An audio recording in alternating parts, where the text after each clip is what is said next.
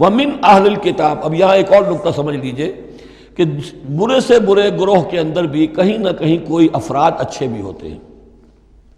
داعی کے لیے یہ ضروری ہے کہ ان کو بھی مینشن کرتا رہے کہ ان میں اچھے لوگ بھی ہیں، تاکہ وہ جو لوگ ہیں ان کے دلوں کے اندر نرمی پیدا ہو۔ اسی طرح برے سے برے آدمی میں کوئی اچھائی بھی ہے، آپ اگر اسے دعوت دے رہے ہیں حق کی طرف، اس میں جو اچھائی ہے اس کو مانیے، تاکہ اسے معلوم ہو کہ اسے مجھ سے قد نہیں ہے، دشمنی نہیں ہے، جو میری بات واقعی اچھی ہے اس کو تو یہ تسلیم کر رہا ہے، لیکن جو بات غلط ہے اس کو رد کر رہا ہے۔ تو یہ دعوت کا اور تبلیغ کا بہت اہم حصہ ہے۔ اگر آپ ٹوٹلی نگیٹ کر دیں گے تو وہ بھی کہے گا کہ یہ بھی اندھا بہرا ہے تو میں بھی اندھا بہرا رہوں، یہ میری اچھائی کو بھی نہیں دیکھ سکتا، صرف میری برائی نظر آ رہی ہے۔ اور اگر وہ سمجھے کہ میری برائی کی بھی صحیح نشاندہی کر رہا ہے، جو میری اچھائی ہے اس کو بھی مان رہا ہے، تو اس کا دل کھلے گا، وہ آپ کی بات سنے گا۔